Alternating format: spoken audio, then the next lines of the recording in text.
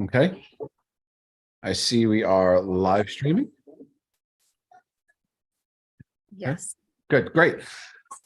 Good evening, everyone, and welcome to this June 14th, this Wednesday evening meeting of the Traffic and Transportation Committee of Community Board 10 here in Brooklyn. My name is Anthony Marino, Chair. Welcome, everyone. Tonight on the agenda, we have, I see just one item. Representatives from the MTA will present the 95th Street R-Line Station ADA plans. And I believe we have some representatives from there. Do I see, is it, who's heading this up? Is it Luke? Nick? Nick. Nick. Yes, Nick Rollison. Nick Rollison, how are you? Welcome. I hand the floor to you, sir. Thanks so much. Thank you, everybody, for giving us some of your time this evening to talk about a very exciting project.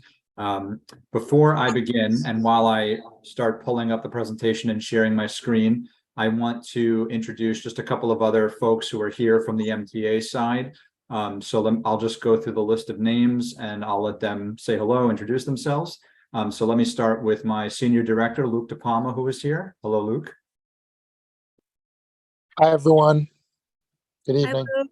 Good evening.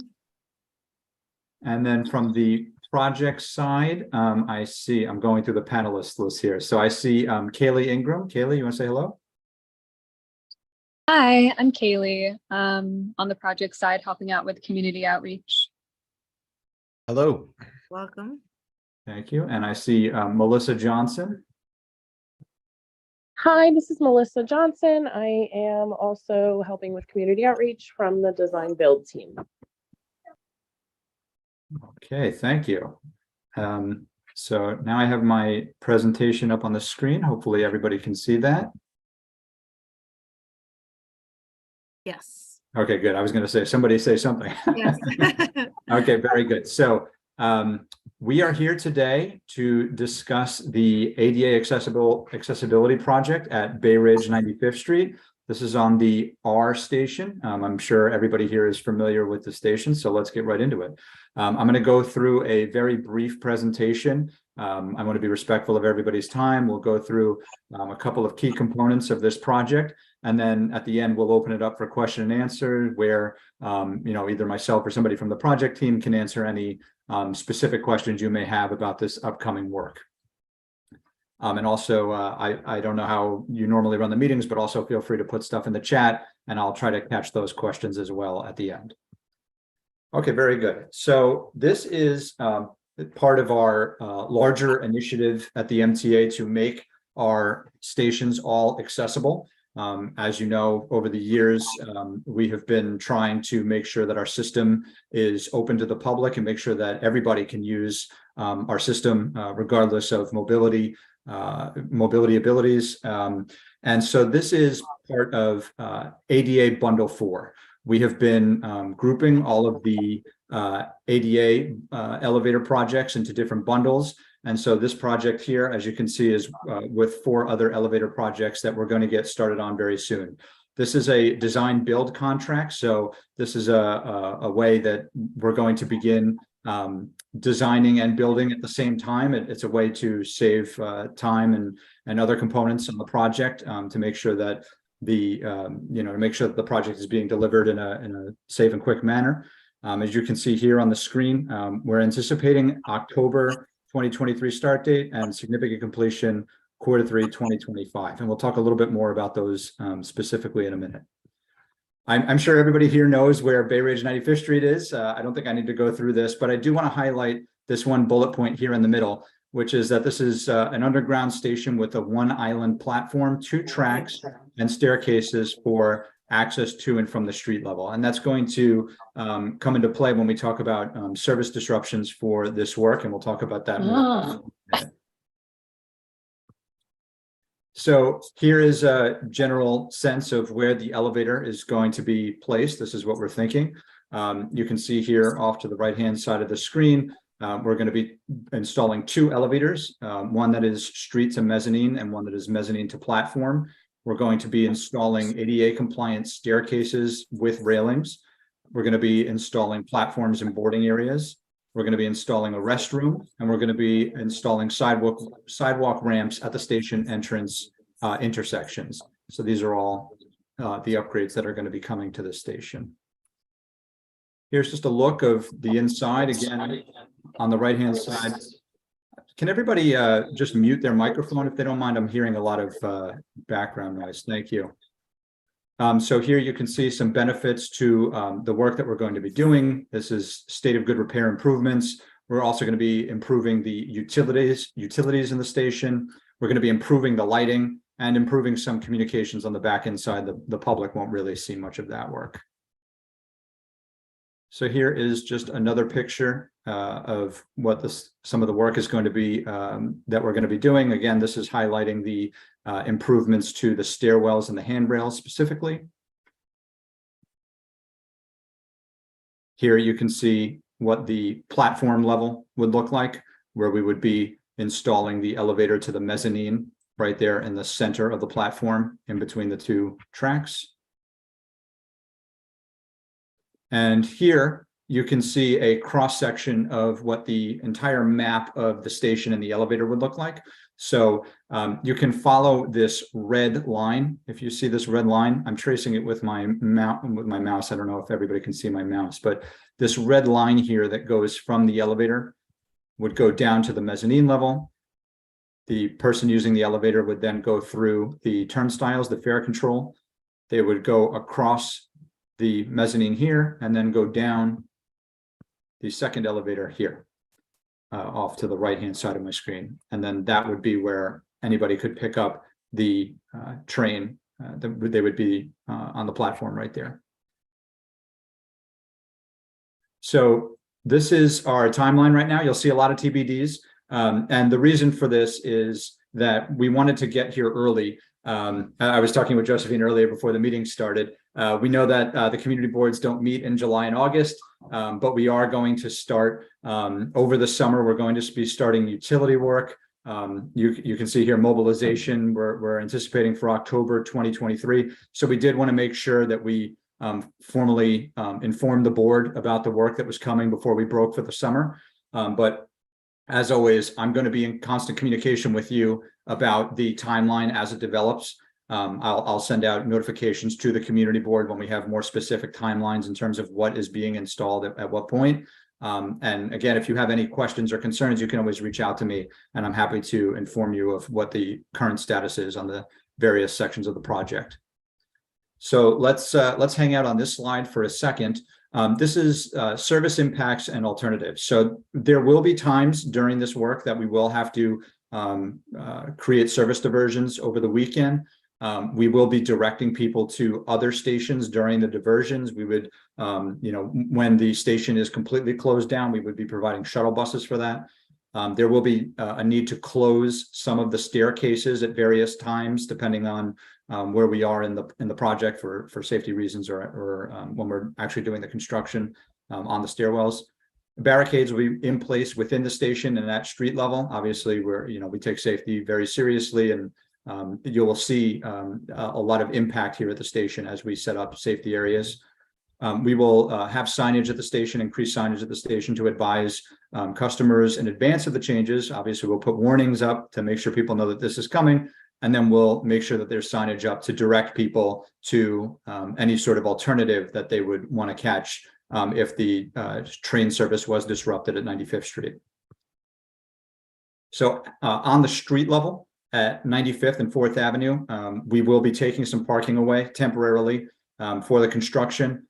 There will be sidewalk and travel lane closures. Again, this is typical.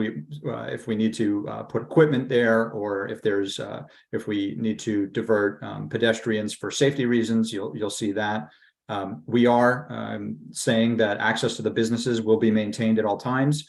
And again, as I said here at the bottom, a lot of the dates of the timeline are still TBD, but we will be in constant communication with you as the project starts to develop over the summer and as construction begins later in the fall. So this is an important slide for contacting us. This is so the top email address here is the general inbox for the Bundle 4 projects that we had mentioned earlier. And we have the project hotline here, the 866-841-4944.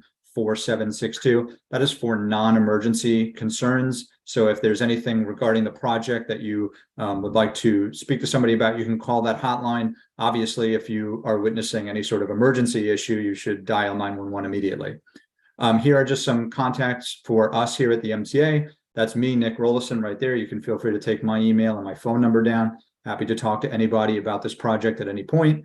And then Joe O'Donnell is my counterpart at Construction Development, who is not here with us today, but he will also be a main point of contact moving forward with this project. So with that being said, I will open it up for Q&A. Thank you very much. Thanks for having us. Thank you, Nick. Thank you so much. That was very thorough. Good to see this update coming to the station. Very well used station. I'm sure people in the neighborhood are going to really appreciate it. To the people on the board, do I any questions or comments for the MTA? Do you know what, could we do this? Nick, I'm gonna stop the screen share just so we can Oh, yeah. see everyone. Yeah, and if you need me to pull up an image again, I'm happy to do that if it's part of the question. Let me can I stop the screen share? Let's Yeah, see. okay, yes, you have to do that. Okay. Perfect. Sorry. Okay, I think I did it. There you go. Great. So any let's see. Yes, so you have two questions, Doris and Larry. Doris, Go ahead, Doris, Doris. you're on mute. Yeah, I did the same thing just now, Doris. You would think we'd be better at it by now. Right, yes, well, you would think it. I saw a picture, but I just want to confirm. Are you putting the elevator on the 95th Street side or on 4th Avenue? This is going next to the elevator at the corner of 95th and 4th. On But it's 95th or yes. on 4th? On 95th. On 95th, On thank you. 95th. Because that's important, because it's in front of an historic library. The library is over 100 years old and has been restored to its original condition. And then my second question is, that's my station. I know the area very well. And there are traffic problems there.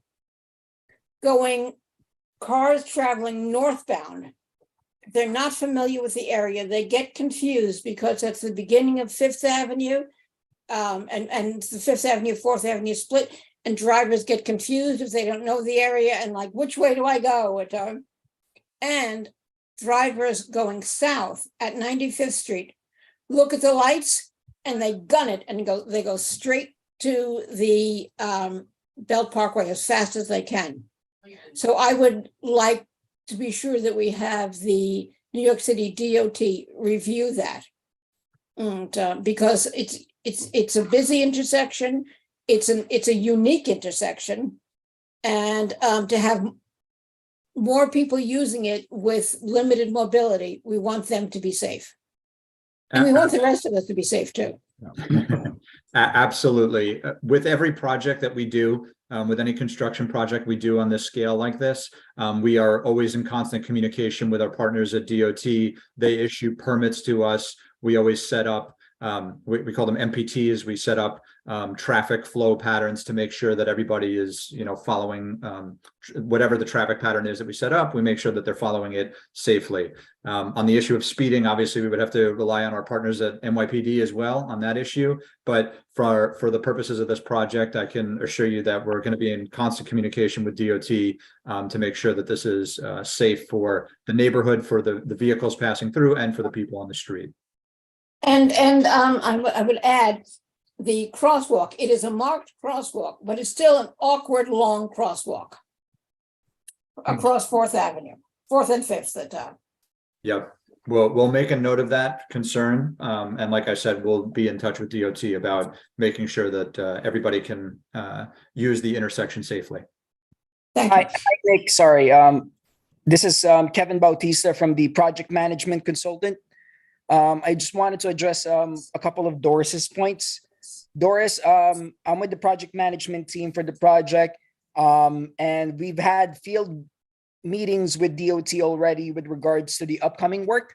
I agree with you that intersection is very unique with very confusing traffic lights, actually.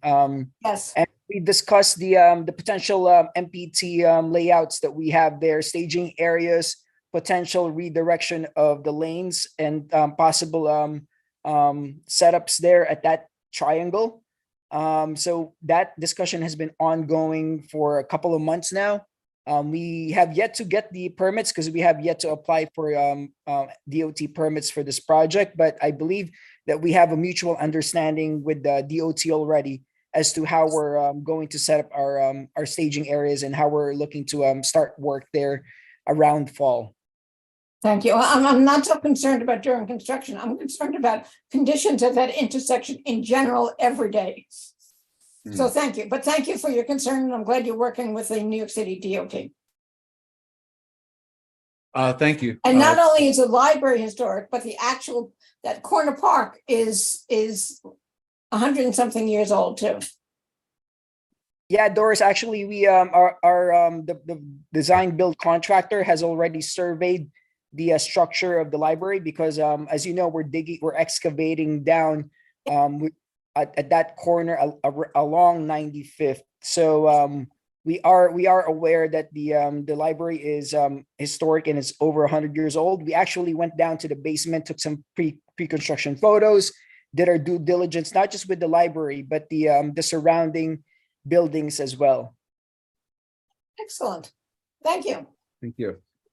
Larry, you are muted. Hear me now? Yes. I was concerned about, you said the weekend closure. Is that going to be from the entire roof from 659th Street all the way down to 95th Street? You say you're going to have a shuttle bus. If you have a shuttle bus, how are you going to turn around 86th Street if you're just going from 86th Street? Right, so this is a terminal station, obviously. So we would be essentially shortlining the R train during those weekends. Sorry, how far? So it would go to 85th Street, 86th Street would be the last station. That was the original terminal, but then how are you going to get the buses back and forth? You're not going to turn the buses around at 86th Street and 4th Avenue. Between the two stations, you mean? Yes, you can be running the shuttle bus between this is on the weekends. Right. How are you going to be running the buses back and forth? They have to turn around at 86th Street, or are they going to go down a side street to come back, or how are they going to do that? Right, that would be something that we would have to work out with operations planning during that time. Is there something that you're particularly concerned about? No, I'm just trying to say, you're turning a bus around at 86th Street. I mean, it's bad enough as it is. I mean, it's and you also have the B8 bus terminates there as well. Mm-hmm. Yeah. Like I said, when we go ahead, sorry. Extend the B8 to 86th Street. I don't know if it's worth it, but I'm saying, I'm just trying to tell you, you're going to have a horrible time turning those buses around, unless you're going to have to go down people's side streets. That's the other way around. It's just trying to imagine how you're going to do that. When we get to that stage in the project, we'll certainly share with the community board what the plan is for transporting people from that state, from 95th Street.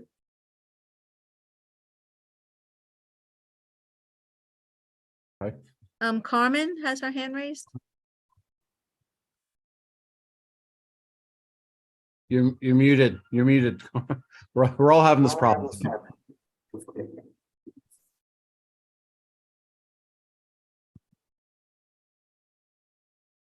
Carmen, you're still muted. Still, yeah.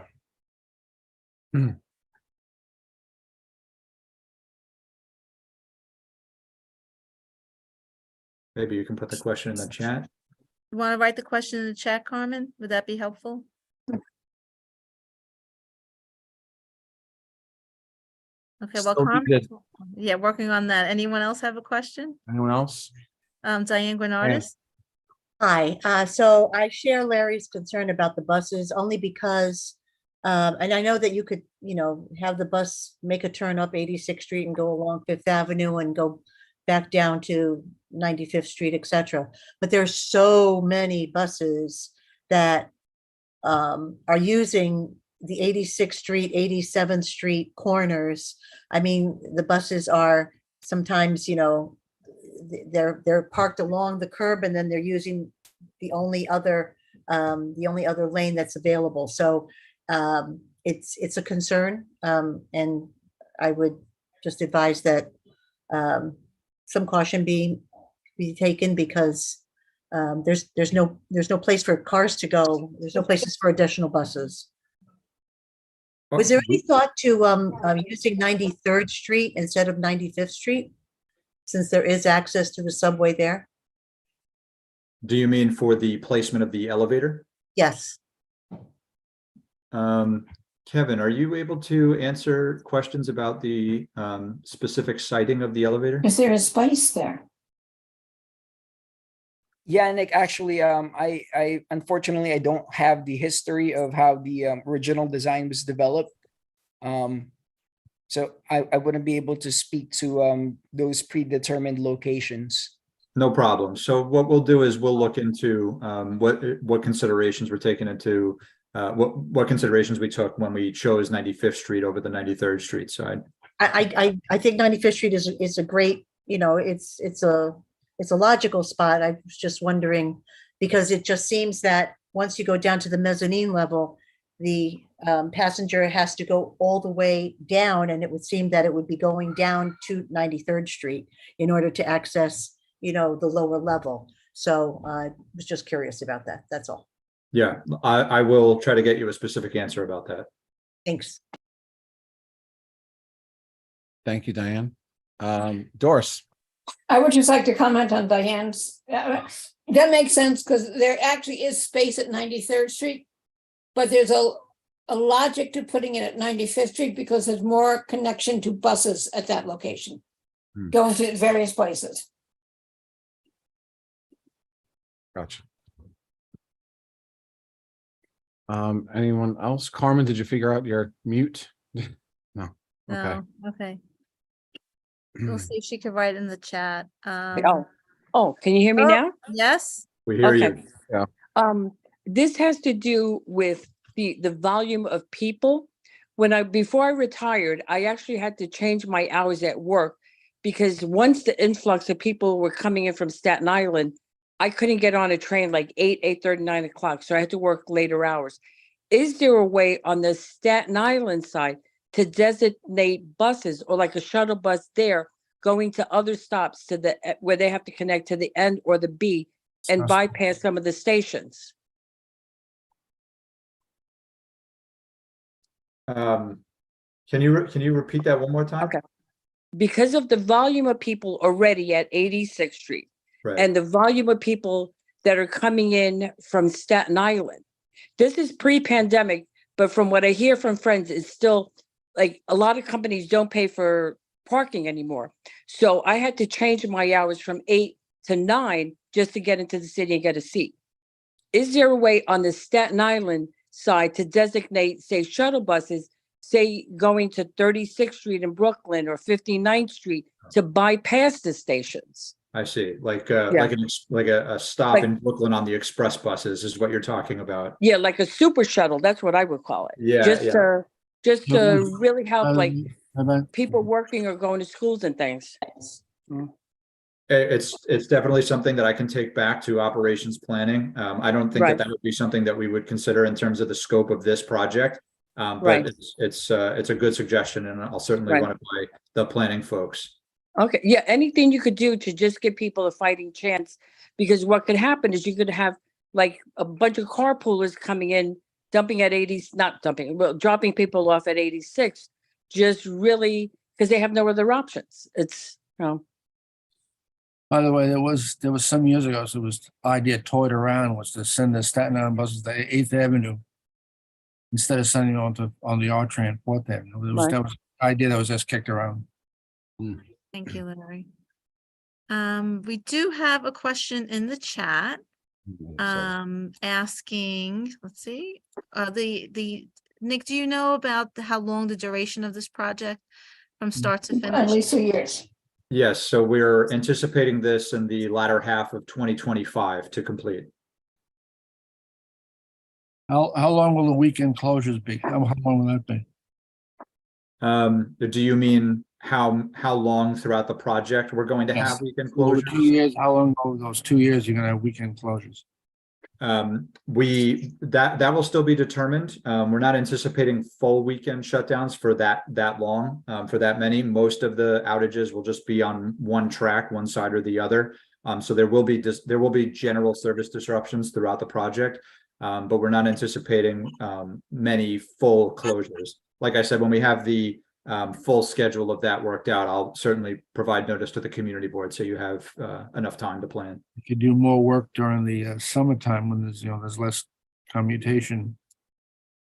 So you Yeah. can work around that way. Thanks for that Schedule feedback. Yep. construction. Great. Thank you, Larry. Anyone else with any comments or questions or anything? That was a very good presentation, Nick. Thank Thank you. Nick, can you share a copy of the deck with me? Yeah, I'll email it to you tomorrow. Okay, great. Thank you so much. Of course. And again, thank you for having us. We really appreciate it. Oh, Yeah. thank you. We're looking forward, well, Looking for to a completed, a completed elevator. step one in a long process. Yes, That is the only thing on the agenda for tonight. Yes, is that correct? that's correct. Okay. Then, so before we adjourn, I'd just like to say that tonight is my last community board meeting. I'm gonna have to step down from the board because life has just become a little crazy with the kids and my scheduling, and we just opened up a performance space in Energy City, and my job, it's just been a little crazy. Josephine and everybody on community board 10 has been very patient with me and my crazy schedule. But I think it's just best to take a step back for now, and hopefully one day come back to the community board, because it has been absolutely amazing being a part of this community of people trying so hard to do the right thing for this neighborhood. I've learned so much, and I appreciate everyone, Josephine, Doris, Diane, everybody here. Thank you so much. I wish my tenure could have been longer. But I've got a 6-year-old and a 2-year-old.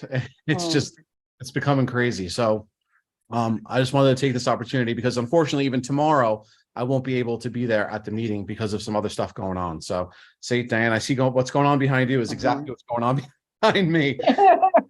So, but thank you again, guys, so much. Thank you, Anthony. Yeah. You'll be missed. You'll be and missed. anybody- You'll be missed.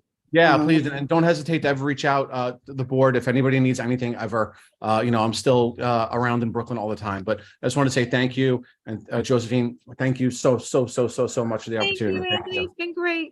Thank you. So with that, I know where to find you. Best of luck. thank you. Do I have a motion to adjourn? Yep, Yeah. I see lots of Second, hands. Doris. All right, Yep. guys. Thank you so much. Thank Love you.